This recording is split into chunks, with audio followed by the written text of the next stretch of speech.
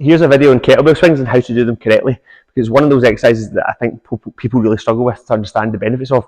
So the first thing I want you to think about whenever you do kettlebell swings is see it as a backwards to forwards movement. It's not an up and down movement, okay? It's a backwards to forwards movement. The benefits of the kettlebell swing is to target your hamstrings primarily, plus your glutes, plus your core, and there's a host of other sort of secondary benefits, but those are the muscles we're trying to target. If you see this as a down and up movement, you're going to be targeting your quads more. There's loads of exercises for your quads. If you want to work your quads, you can do your squats, you can do your lunges, you can do everything in between. So for the purpose of the kettlebell swing, it should be a hamstring glute dominant movement, so there can't be a lot of knee bend.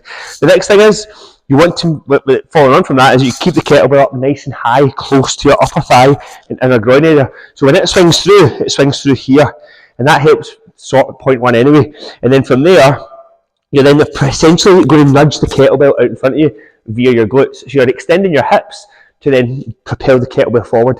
And this is the next crucial thing I want to point out.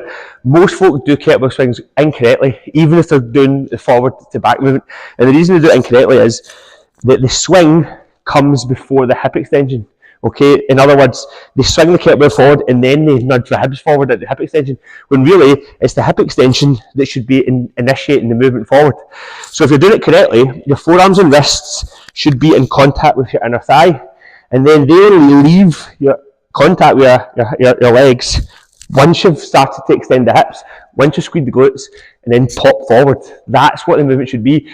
It would be the equivalent, if you're not doing it like that, it would be the equivalent of trying to perform hip thrusts, and then just before you go at hip thrust, lift the weight off your hips with your hands, then perform the hip thrust. So there's a lot less, like you're not actually using the hips to drive the movement. It's the same in the kettlebell swing. So that's another thing I really want you to concentrate on, is when you swing, make sure you're popping it there. That's what's driving the movement, as opposed to that. Now they look really similar, but in this example that I'm doing right now, I'm swinging and then extending my hips. They're not the same. One is a lot less effective than the other for the muscles you're trying to target, which is the hamstrings and the glutes.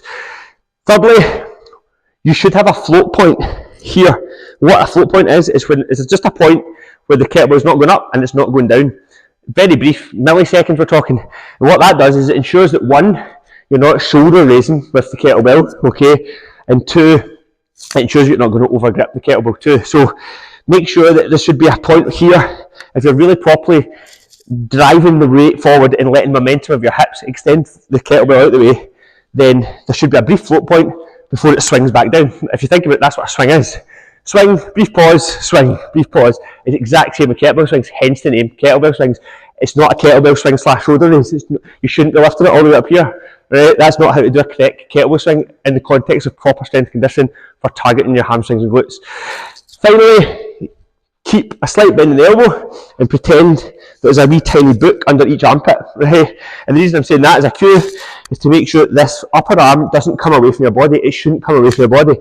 So you want to start off a couple inches behind it, because you've got a natural angle to create a momentum to bring the kettlebell towards your inner thigh. There. So you keep a slight bend.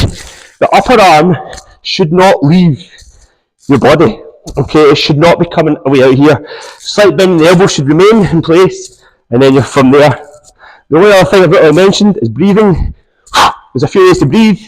You could probably exhale every outswing, but they're the main 3 points. Okay, it's a back to forward movement. The hip extension or the hip thrust is what should drive the kettlebell forward. That should precede the swing, not the other way about. And finally, don't let your arms come all the way up.